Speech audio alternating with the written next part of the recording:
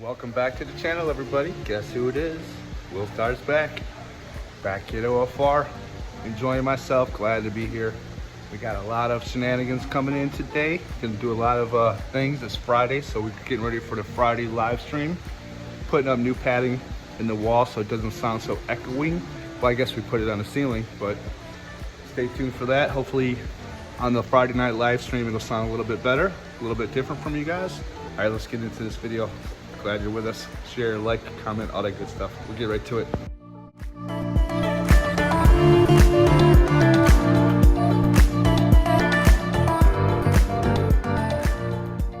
All right, so we're out here with Diesel. Diesel, stop eating the mud, bro. Come on. You guys see, got a nice new fence going up. Come on, Diesel. Let's go in the back. Wanted to show you guys the fence that they put up. It's pretty nice compared to the one that was here before. We're gonna take Diesel in the back and we're gonna check out the koi pond. Look at Diesel prancing, man. Look at him. He knows he's something, don't he? Look at him, showing off. Oh, can't show you that. He's like, give me some privacy, son. You don't gotta sell everything. You almost done? Man, he had to go. He had to go. Come on, bud. Let's go back here. So we're coming back to the back. Diesel's prancing through. Gonna see how it looks like today. You see the trees are got more buds on them, more greenies going on out here. Beautiful stuff. Look at that beautiful tree down through there. Oh, that's a nice tree. I wonder what kind it is. Crab apple or something maybe. Diesel's here doing his thing. Let's walk on over here towards the koi pond. See if we see any koi swimming around today. It's a little dark out here.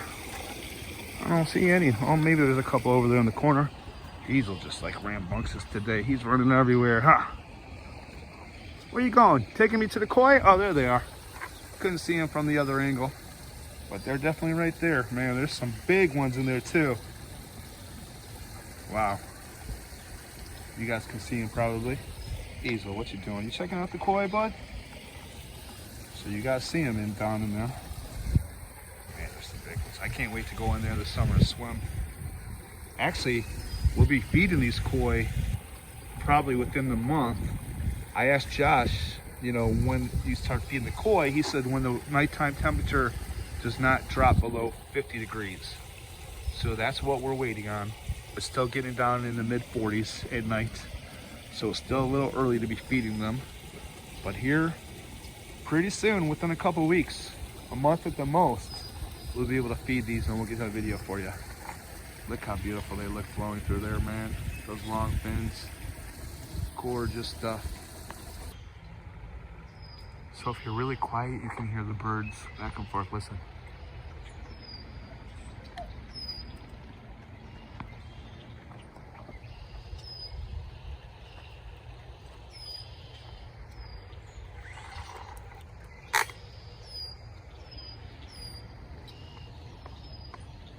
It looks like a nest in that hole right there.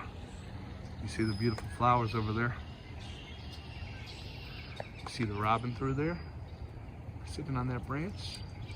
I don't know if I can point it out to you or not. Diesel's yanking my hand back and forth because I'm holding on to him and he's trying to do his thing. But I just wanted to give you guys a glimpse, kind of listen to the birds doing their thing out here in the spring. All right, so we're gonna give Brutus a little food and hopefully we can do it in slow motion. We can get this in editing and show you in slow motion how he looks eating again. You ready, Brutus? Let's get down to business. Boom. There it is. Hope you guys enjoyed that.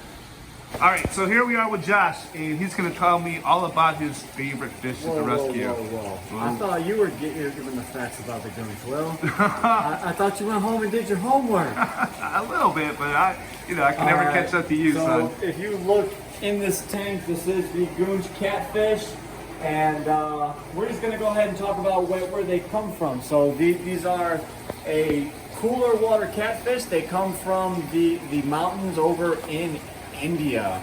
So you know, way up in the Himalaya mountains, you'll be in there in the Nepal, India area. They love the fast flowing, cooler water coming off the mountain. These guys love to tuck themselves up underneath a rock shelf, and they are basically an ambush predator. That's why they have them little, I call them streamers. They have them sticking off their edges. Little fish will come up and they think it's a worm, and they'll just come out, boom, they'll circle around, grab them, and that's why they're called an ambush predator.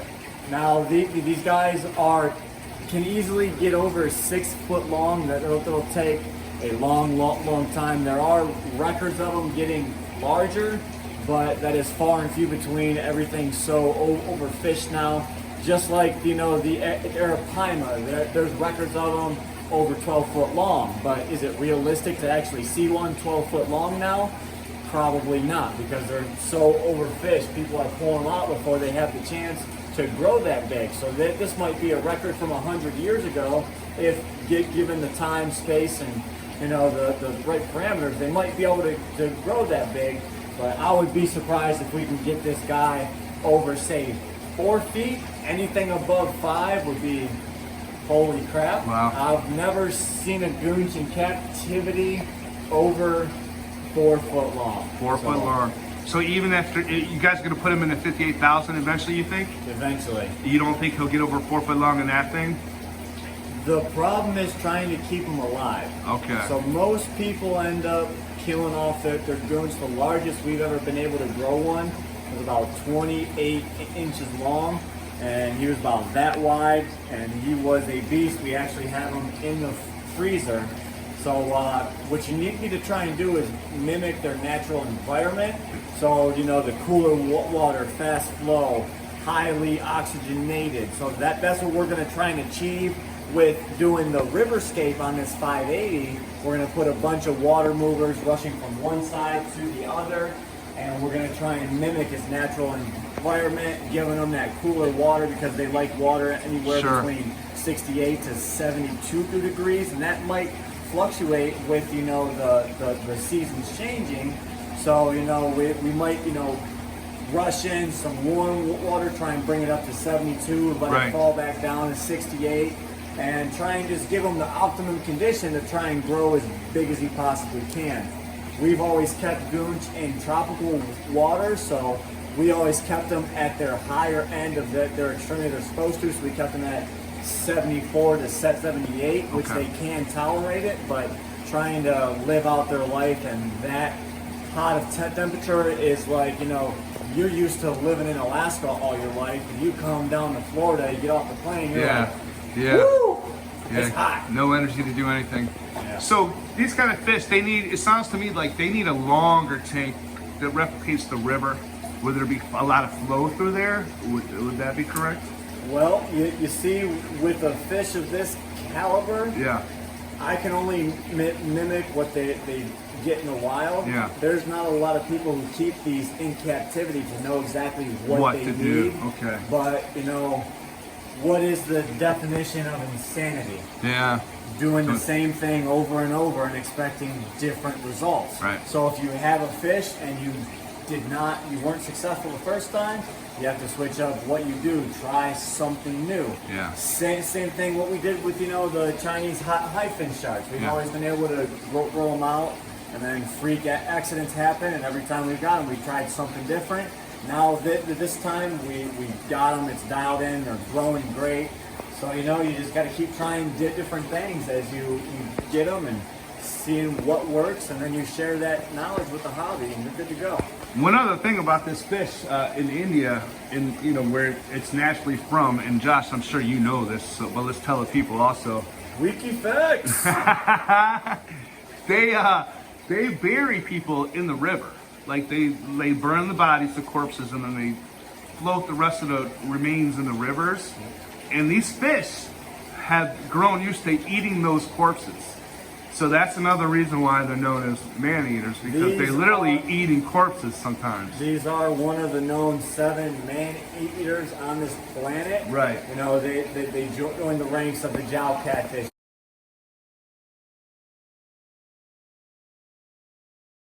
The Paraíba, the Wallowa Leary,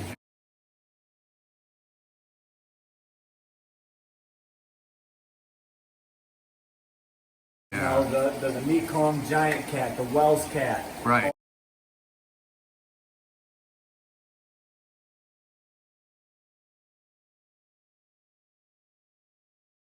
All giant man-eaters, but these fish do get large enough that they can swallow a human. Yeah. There are stories over in India of people going swimming in the rivers, and if this thing latches onto you and he's, you know, over 5 foot long, Yeah. you know, I don't quote me on this, but I think it's 35 or 40 pounds of pressure Yeah. is enough to make pull you a under. human drown. So Yeah. if this catfish is, say, 50 pounds, Right. he's going to have enough power to hold you underwater. Yes, he is. He might not be able to hold you under for long periods, but if he can hold you under long enough for you to, you know, take in some water in your lungs, you freak out, you pass out, Yeah. then he holds you under, you're dead. You're he can dead, come back yeah. and Nothing you can do. swallow you up. Unless he's, you know, a massive size, over 6 foot, and you got no. So what's the one catfish out of the man-eaters that you would not swim with? You would not take the chance. Is there one? Or Depends on size, but Yeah. I swim with all of them. in the wild, like say, you know, where they're wildly from, which one would Freak you? accidents, Freak accidents. I'll jump in the river, no problem. Yeah. But if you got me in a tank with full-grown, record-breaking man-eaters, I would be scared of the goonch. The goonch, huh? And the job catfish, he's got a temper on him. I mean, all of them, honestly. Yeah. So it's hard to say the goonch right now because he's over there in that corner. But what I'm going to do is I'm going to get some footage to him. I'll get him out for you. All right, Josh is doing his thing. He's going to get him out for. I was going to just add some footage to the film, but we can just do it this way. Come on out, buddy. Whoa! Wow, he took off fast. Look at him. There he is. Lightning fast. Lightning fast too, man. And he's like, yo, you wanted a close up? Here, I'll give you a close up, son. Check out these teeth, son. Like, man. Yeah, he's something else, and you can see how he would camouflage on the bottom of a river. We have him here in Yeah. this position. You see how he's against the floor and he's going up the actual sidewall of the tank, and he's kind of making his body form into a C. Yeah. You actually don't want your fish to be able to do that, because I actually had goonch who's curved at their spines, and it was a permanent, you know, injury to themselves because Really? they're trying to cradle themselves up and hide. Okay. So that's why you want to create hides, and he actually does not do this. Right now, it's not bad. Yeah. Because he has his back feet first, and he's touching the backside here. Right. But if it was any more severe, I would be concerned. Okay. But this is just temporary. He is in a quarantine thing. Once we get him into his not so forever home, we will have him some nice hides and be able to perch up on top and be able Sweet. to hide. Think he's hiding, but he'll be in plain view. Yeah. Well, Josh, we really appreciate the knowledge on the goonch today. You guys, you know, you gave us a lot of information that maybe people did not know. So I hope you guys out there enjoyed it. Josh is always a plethora of knowledge, cornucopia of intelligence. So let's get it. Thanks, Josh. Appreciate it. All right, so there you have it. Another episode in the books. Hope you guys enjoyed it. Josh sharing his knowledge on the goonch with us. That was pretty cool. And everything else I showed you today. Diesel running around looking like a crazy guy. All the good stuff. So if you guys did, make sure you hit that like button. All that good stuff. Hit the comments. Make sure you leave us some comments. Share the video. Leave us some suggestions on what you'd like to see next. We're coming up with a lot of things, but you know, if you guys want something seen, let us know and we'll do it for you. So hope you guys enjoyed the video. If you did, make sure you hit that like button. Until next time, where there's a WILLSTAR, there's a way. We'll see you guys later. Have a good one.